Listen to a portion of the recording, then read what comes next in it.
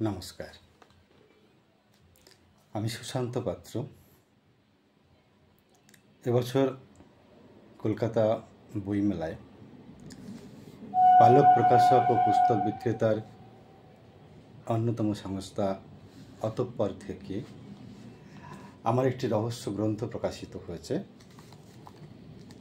রহস্যময় রাজবাড়ি।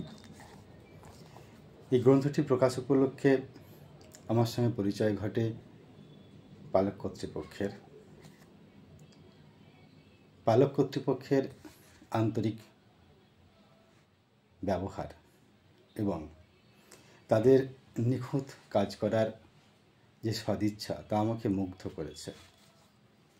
বইটির প্রচ্ছদ প্রস্তুত করে দিয়েছেন মাননীয় তপন রায়। অসাধারণ সুন্দর একটি প্রচ্ছদ। এছাড়াও বইটির বাইন্ডিং, পাতার গুণগত মান, ছাপার কোয়ালিটি এবং ভিতরে অসাধারণ সুন্দর সুন্দর অলংকার আমাকে মুগ্ধ করেছে।